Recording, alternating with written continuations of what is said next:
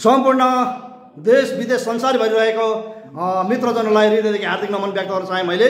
र विशेष गरेर आज तपाईहरुसँग मैले प्रसंग फरक लिएर आएको छु। यो प्रसंग चाहिँ तपाईको ह्याकिङ सम्बन्धी है। ह्याकिङ भने तपाईलाई थाहा छ, ह्याक भने थाहा छ नि, कम्प्युटर ह्याक भएको छ हैन, भयो मोबाइल ह्याक भयो भन्छ नि त। यो कम्प्युटर के अरे यो टेक्नोलोजी प्रविधिलाई पनि ह्याकिङ गर्न सकिन्छ भने यो मान्छेको दिमागलाई पनि ह्याकिङ गर्न सकिन्छ भन्ने तपाईलाई म यो चासोको विषय लिएर आएको छु र मैले बुझे अनुसार तपाईलाई भन्छु। जस्तै मान्छेको दिमागलाई कसरी ह्याकिङ गर्ने, जस्तै मान्छेको दिमाग एकदम स्वस्फूर्त रूपमा अगाडि बढिरहेछ, दुनियाँ बदल्ने उसको दिमाग छ भने त्यो दिमागलाई रोक्ने हो के। कसरी रोक्ने भन्दाखेरि तपाईको उसलाई लोभ लालच देखाएर रोक्न सकिन्छ।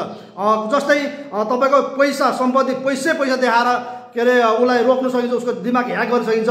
ठुल्ठुलो महल घरहरू बङ्गला देखाएर ठुल्ठुलो डेकोरेसन भएको कोठाहरू हैन झिलिमिली देखाएर तपाईको सुन चाँदी हिरामती 84 व्यञ्जनहरू देखाएर खुवाएर हरेक किसिम गरेर उसको दिमागलाई ह्याक गर्न सकिन्छ कि उसले संसार बदल्न हिँडेको दिमाग चाहिँ त्यो पैसा महल घरहरूमा र सुन चाँदीमा 84 व्यञ्जन उसको दिमाग अल्मलिन्छ। त्यो ह्याक हुन्छ। ह्याकमा चाहिँ तलै रह्यो त उकालो अगाडि बढ्न सकेन के, ती अल्मलेर भयो त्यसलाई भन्छ ह्याकिङ।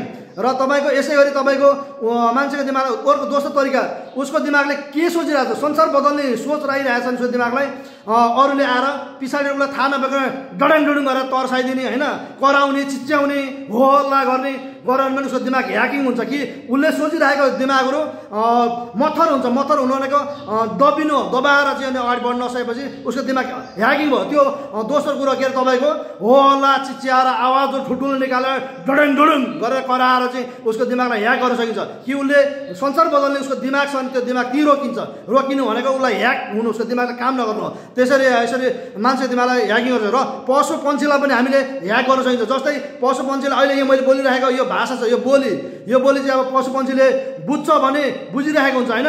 र अनि यही के अरे यो बोलीमा चाहिँ फरक किसिमको के अरे भाषा लिएर उसलाई त्यहाँ सुनायो भने त्यो पशु पन्छीले टाउको हल्ल्याउँछ। फटाफट किन टाउको हल्ल्याउँछ नि, उसले यो बोलिरहेको भाषा त बुझेको हुन्छ। दोस्रो भाषा आउँदा उसको दिमागले काम गर्दैन, के आयो कस्तो आयो अप्ठ्यारो महसुस हुन्छ। अप्ठ्यारो महसुस हुनेको पशु पन्छीको दिमाग पनि ह्याकिङ हुनु हो। अनि ह्याकिङ भएपछि अनि उनीहरूले टाउको हल्ल्याउने कारण त्यो। तर जस्तै उदाहरण लागि अब म नयाँ एउटा के अरे भाषा बोल्छु यहाँनिर, चुङ्गा हैम होप ओत फिल उठ सत हैट तिर ना भने अनि यो एकदम नयाँ भाषा भयो। नयाँ भाषा चाहिँ सबैको दिमाग ह्याकिङ भयो हैन। के हो बुझ्या त यो भनेर बुझिहाल्थ्यो हैन, नबुझेपछि के उसको दिमाग ह्याकिङ हुन्छ। र यो भाषाले पनि तपाईको दिमागलाई ह्याकिङ गर्छ। आवाजहरू डडाङडुडुङ कराउने चिच्याउनेहरूले पनि तपाईको दिमागलाई ह्याकिङ गर्छ।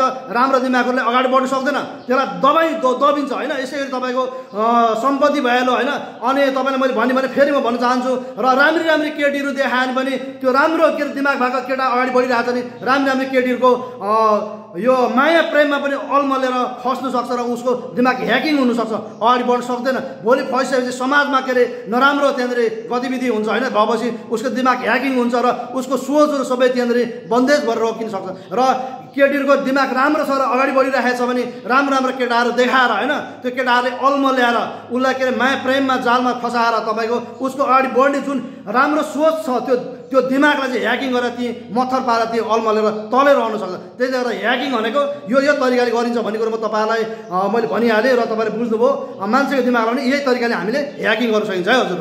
सम्पत्ति देखाएर केटी राम्री देखाएर केटीलाई राम्रो केटा देखाएर अन्त घर बङ्गला देखाएर सम्पत्ति पैसा देखाएर सुन चाँदी हिरामती देखाएर मान्छेको दिमागलाई पनि आवाजहरू थर्काएर कराएर उसको दिमागलाई पनि मान्छेको दिमागलाई ह्याकिङ गर्न सकिन्छ। र उसले संसार बदल्ने उसको दिमाग छ भने रोकिनु अगाडि बढ्न सक्दैन। र यसरी चाहिँ मान्छेको दिमागलाई ह्याकिङ गर्न सकिन्छ भन्ने कुरो तपाईँहरूसँग यो छोटो भनाइ राख्दै मैले बुझेको भनाइ राख्दै तपाईँहरूबाट अहिले बिदा हुन्छ। हस् त, नमस्कार।